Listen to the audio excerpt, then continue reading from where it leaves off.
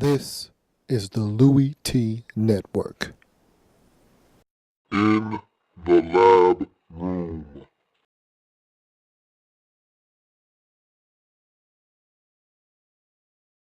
Welcome, you are in the lab room. I'm your host, Lou. Thank you for joining me. Week number 12, National Football League, Wednesday. You know what that means. Pick'em Weekly and Soul Survivor pick for week number 12. But before we can get to any of that, gotta go and review the Pick'em Weekly and Soul Survivor pick from week number 11. And sadly, I am here to tell you that once again, for the first time in my career, I gave a dud on the Soul Survivor weekly pick for the second consecutive week in a row. I've never been wrong 2 weeks in a row, and I did it. And if you took my pick of the Houston Texans to the bank and ran with it and made that your Soul Survivor selection in week number 11, you, my friend, were eliminated from your Soul Survivor pool tournament. And I apologize. I sincerely apologize again. I don't know what's going on. I don't know how I managed to botch that one. I blame Gary Kubiak for that loss. If he doesn't take out young Case Keenum, I think they find a way to beat the Raiders in that game. But you stick an unathletic, inaccurate Matt Schaub in the game, and those are the results you get. You get a loss. You get the one and only DRE blowing up on the sidelines and walking off before the game is over. That's what you get. You get dysfunctionality when you stick a quarterback in there that can't get it done. And so I was let down. The Texans, look, I know I asked you to trust a 7-game losing streak team in the Houston Texans, but they're supposed to beat the Oakland Raiders at home with Matt McGloin. Matt McGloin, undrafted out of Penn State, quarterback arm in camp, Matt McGloin. Camp arm, undrafted, Penn State quarterback, Matt McGloin. Yes, they're supposed to win that game. But they did not. And so they took an L, their 8th consecutive of the season, and I took an L in the Survivor pool pick. And that's a 2nd consecutive for myself. And again, a first here in the lab room for me. I don't know what to say. I'm speechless. And you know I'm a guy that I can talk all day. But I'm speechless. I really don't know what to say about not being able to get it done 2 weeks in a row. I will say this. I guarantee in week number 12 that I will not give you a dud, that you can go ahead, take this check that I'm going to give you, cash it, and it's not going to bounce like it did the last 2 weeks. This check is going to be deposited right into your account, and you'll be moving on to week number 13. So, hey, I gave you an alternate last week in Seattle. I doubt you had the Seahawks available, so I gave you the next best thing, the Texans to win at home. They were supposed to take care of business. They did not, and I apologize for that. That was an atrocity, and I had something to do with that, and I apologize. But it won't happen this week. I guarantee it. But despite that, I had a phenomenal week, okay? That aside, I went 12-3 last week. So you won't hear me complaining about that Soul Survivor loss for too long because I went 12-3. I'll trade a Soul Survivor loss for a 12-3 week in the National Football League. And I was stellar. And there were 15 games on the slate and I only dropped 3 of them. That Soul Survivor loss being one of them. I also had San Diego going to Miami and getting it done, and they were not able to do that. And look, that one simply came down to San Diego failing to get in the end zone. They couldn't get in the end zone against Denver a week ago. They lost that football game. They couldn't get in the end zone. 1st and goal from the 1-yard line against Washington. They lost that game. You can't get in the end zone. You settle for field goals. You lose football games. They went on the road against a Miami Dolphins team that I didn't think this Jonathan Martin, Richie Incognito thing was going to affect them in this game. I thought it was just the simple fact that the San Diego Chargers were good enough to go on the road and win against a Dolphins team that's wishy-washy. That's all I thought. But San Diego still struggling to put points on the board in terms of touchdowns. And it came back to haunt them in this game. Dolphins get it done. I lose that football game. So that's 2 losses right there. And then I had the Detroit Lions going to Pittsburgh and getting a win versus the Steelers, and they weren't able to do that. And it's funny because, give you a quick backstory and then we'll move on. I actually convinced my buddy to pick the Steelers in this game. I actually made a case for why it was a smart decision to pick the Pittsburgh Steelers. And I did such a good job convincing him and giving him tangible evidence and proof as to why that's a good decision that he actually went and picked the Steelers, and I didn't even adhere to my own advice. I didn't pick the Steelers. He picked the Steelers. He won that game, and I didn't. So sometimes I just get so upset with myself because I don't have the balls, I don't have the gumption to make picks. And if you have all of the rationale, you have the proper reasoning for the pick, make the pick, man. And so I could slap myself because I talked my friend into making that pick, and he got it right because I talked him off the Detroit Lions ledge, yet I didn't adhere to my own advice, and I lost the football game. So that was very disappointing. And what's even more disappointing is that Detroit actually went to Pittsburgh and lost. But I don't, look, I'll save that for a little bit later. Let's move on.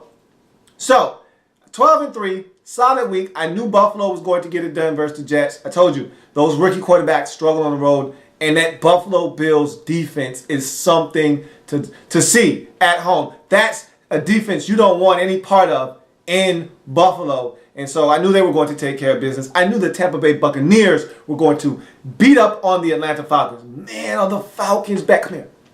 Shh. Man, are the Falcons bad? They're really bad.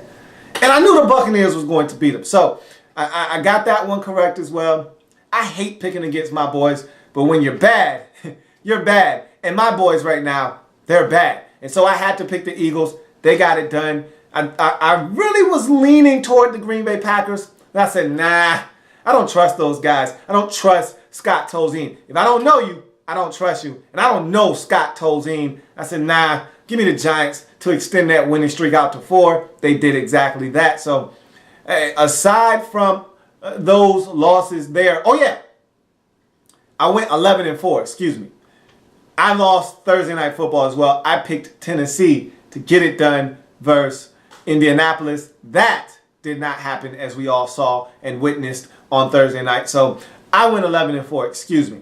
Not 12-3, 11-4, but hey, that's still one heck of a week, if I may say so myself. So with that being said, here's the record now. I'm looking really good. I feel great about what I've done this season. Let's get to the sole survivor for week number 12 in the National Football League. I'm not going to disappoint you this time, I promise. So let's get to the sole survivor and see who that will be in week number 12. Everyone can pick, but only one can win. Are you The Soul Survivor! Well, you know how this goes. You know how it is. It's fast-paced. It's in your face. It's the sole survivor pick for week number 12 in the National Football League here in the Lab Room. So, without any further ado, here we go.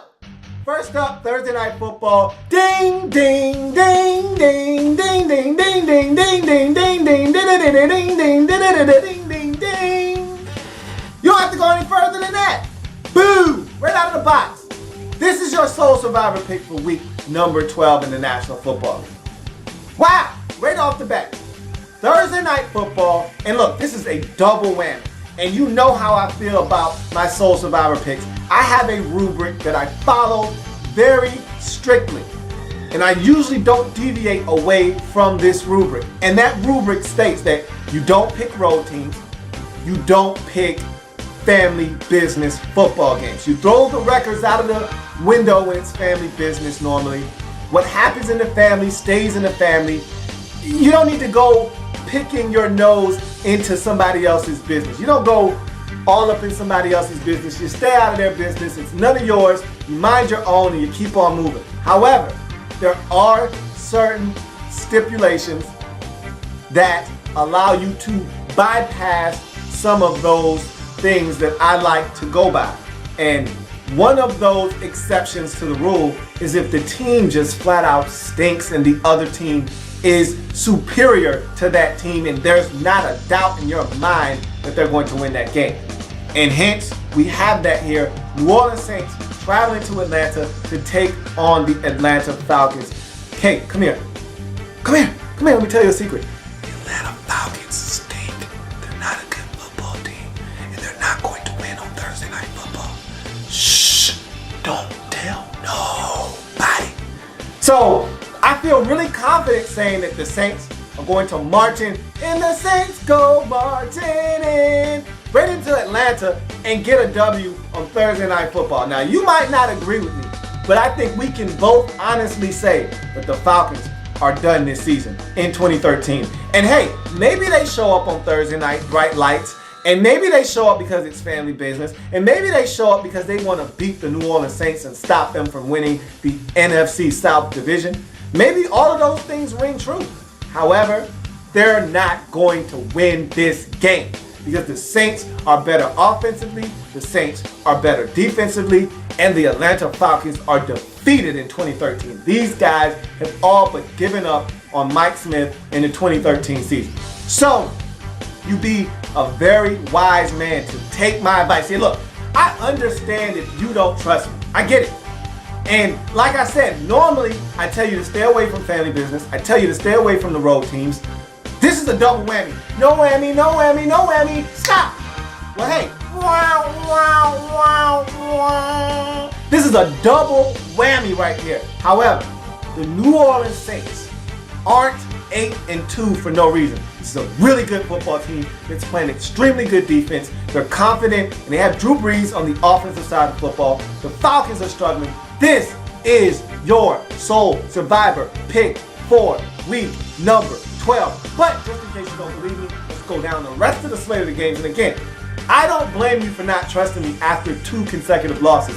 So, let's go down the slate, break these games down real quick. I'll breeze through them just so you see that there's not a better option for you to select than this one here on Thursday night. So, here we go. Jets at Baltimore. Look, Jets, win one, lose one. Rex Ryan said it himself. Win one, lose one, win one, lose one. They lost last week. They're due for a win this week. But I don't trust Geno Smith on the road. But then you look at this Ravens offense. Man, these guys stink. However, some relief could be coming in the form of Dennis Pitta, who practiced for the first time. But you don't know. Look, forget about everything I just said. You have no idea. And when you have no idea, you got to move on to the next football game. So you go to the Steelers at Cleveland. Family business. AFC North style. Cleveland Browns, Pittsburgh Steelers, 4-6, 4-6. Mediocre football versus mediocre football. Absolutely not. You look at the next game, Tampa Bay at Detroit. Look, the Buccaneers are in a 2-game winning streak, and they're probably not going into into Detroit and winning.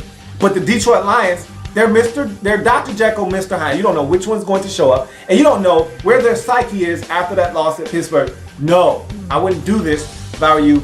I just move on to the next game that sees the Minnesota Vikings at the Green Bay Packers.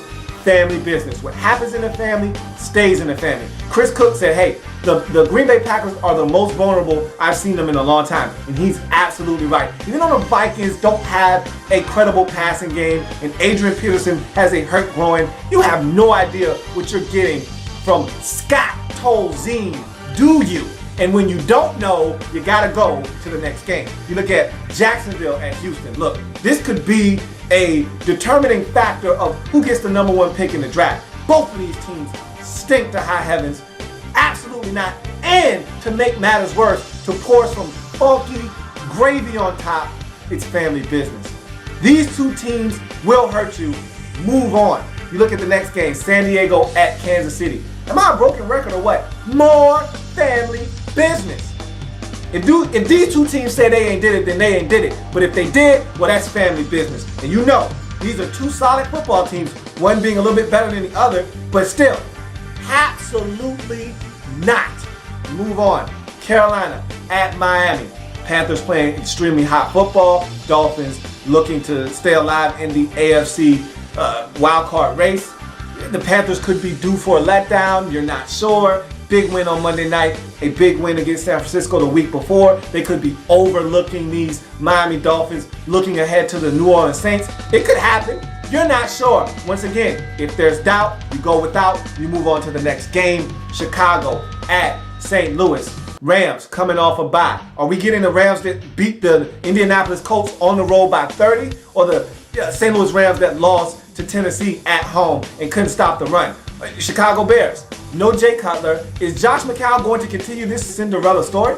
You have no idea. You have no clue. Right? Right. So that means this game is wrong. So you go on. So the next game, Indy at Arizona. This is the Bruce Arians Bowl right here. The team he helped build in Indy versus the team he's currently erecting in Arizona. Good offensive football teams. The Cardinals are dangerous at home. The Colts, you think, are the better team, but you don't know. This is the same team that got beat up by 30 2 weeks ago at home by St. Louis. Again, why? Why? No. No. So you go on to the next game. Tennessee at Oakland. 2, 4, and 6 teams fighting for their postseason life. Backs against the wall. Oakland starting Matt McGloin, and Tennessee starting a backup of their own in Ryan Fitzpatrick. It's the battle of the backups. You trust one of these backups? Hey, if you do, go right ahead. But I'm telling you right now, I don't, and I'm moving on. Next game, Dallas at the Giants.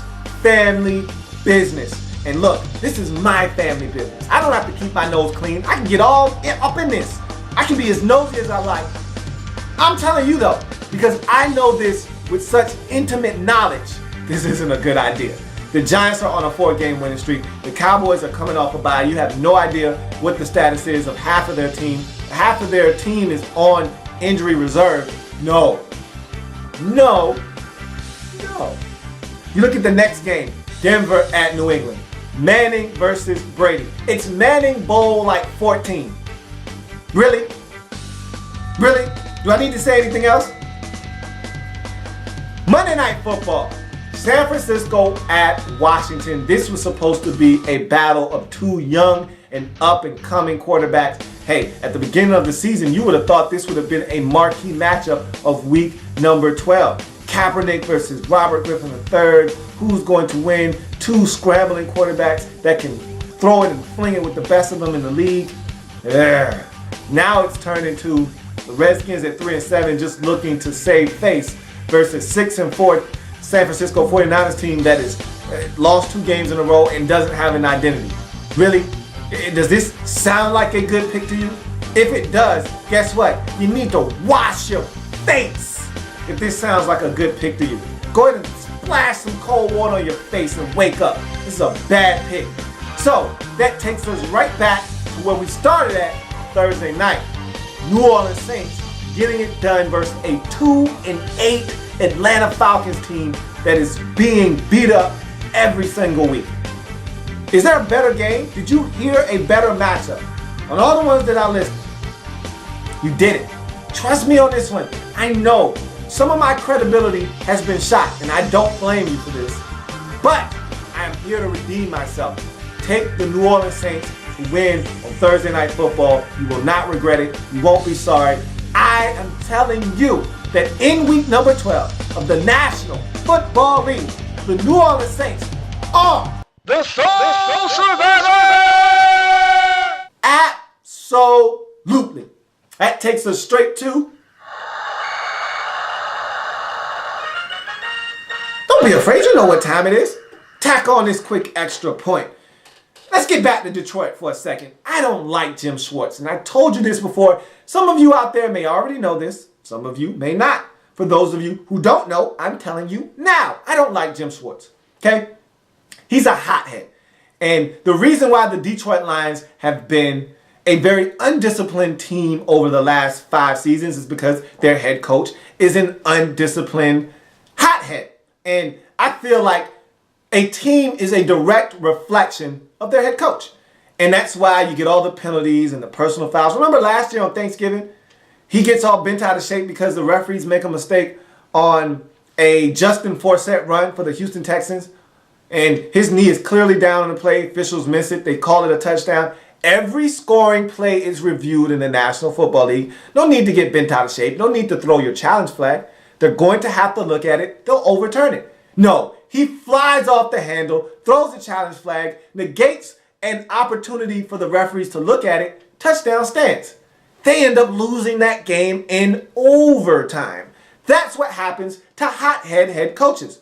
Guys who take the headset off after a win and chuck it 5 yards for no reason. Why do you need to throw the headset? Why do you need to take it off and fling it? Who does that? Jim Schwartz does that. He's an idiot. However, he's getting results this year. I can't argue with results. But that game they lost on Sunday, I am putting squarely on the shoulders of one Mr. Jim Schwartz. Now, here's why.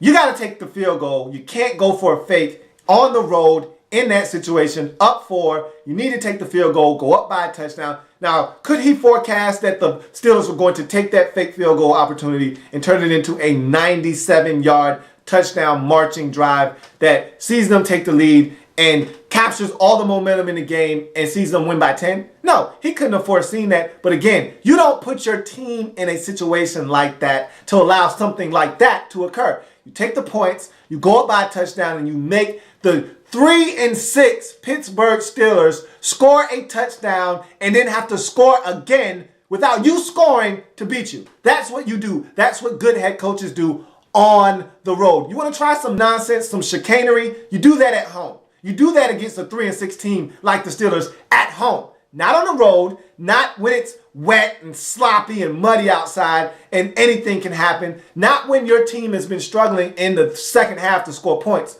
No, you take the points, you go up by a touchdown, and you try to secure the victory. That's what Jim Schwartz did. They lost the football game. I don't like Jim Schwartz. He rubs me the wrong way. But, again, I can't argue with results. They're 6-4 in the season and atop their division. So let's see if Jim Schwartz can continue to get this Lions team to believe and win games in 2013 and possibly win the NFC North for the first time in probably over a decade and a half, if not 2 decades, in that city in Detroit. So we'll see. But that's going to do it for me here in the Lab Room on Wednesday. I thank you for joining me. If it happens in the National Football League, whether big or small, we cover it all here in the Lab Room. Thank you for joining me. Keep in mind, if you have your picks and you want to be a part of this thing, I'm telling you, it's going to be tremendous next year. I want you to send me your picks. And again, I'm going to start stockpiling these people that are sending me picks that I know are interested. So when it comes around next year, and again, I'm going to do a video on this and this alone so you know exactly where I'm coming from, what I'm envisioning and what my vision is and why you want to be a part of this come next season. So start sending me your picks. I want you to get in the habit of weekly sending me your picks because I know a lot of guys in my Soul Survivor pool that I ran this year, they weren't in a habit of sending me their pick for the week.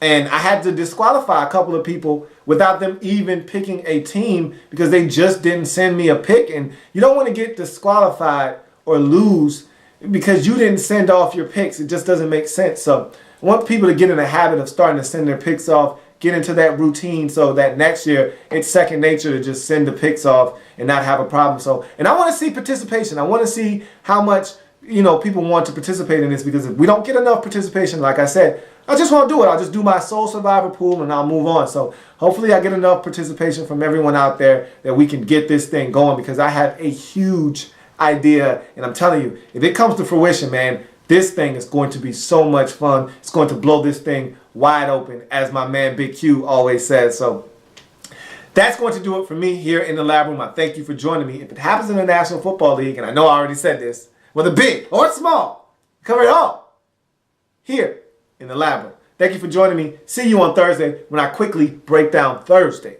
night football. Saints at Falcons. Like the content? Want more? Sub up. In the lab.